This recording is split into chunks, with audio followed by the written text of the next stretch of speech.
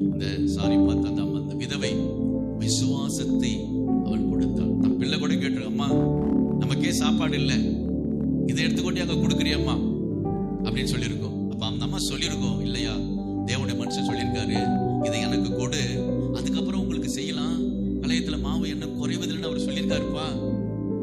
நம்ம விசுவாசிப்போம், ஆண்டவர் செய்வார். அல்லேலூயா. விசுவாசத்தை தன் மகனுக்கும் கொடுத்திருக்கும். அந்த மகன் எப்படி இருந்திருப்பான் பாருங்க, வாழ்நாள்ல விசுவாசத்தோடு கர்த்தருக்காக வாழ்ந்திருப்பான். அவரை அந்த மகனை பற்றி அதிகமா ஒன்றும் சொல்லப்படலை. அல்லேலூயா. அப்ப ஆண்டவர்கிட்ட நம்ம எப்படி இருக்கணும், நம்ம பாத்திரம் நிரம்பி வழிய வேண்டும் என்றால் விசுவாசத்தை கொடுங்கள், உங்கள் பாத்திரம் நிரம்பி வழியும். நீங்கள் விசுவாசிக்கிறபடியே ஆக கடவுள் ஆண்டவர் சொல்லுகிறார். அப்படிதான் சொல்றாரு. என்ன அற்புதங்கள் அதிசயங்கள் தேவன் செய்தாலும் ஜனங்கள் பெற்றுக்கொண்டாலும் சொல்றாரு, உன் விசுவாசத்தின்படியே உனக்கு ஆக கடவுது. அப்ப விசுவாசத்தை கொடுங்க, மற்றவர்களுக்கு கொடுங்க, உங்க பாத்திரம் நிரம்பி வழியபடி கர்த்தர் செய்வார். அல்லேலூயா சொல்வோமா? அல்லேலூயா.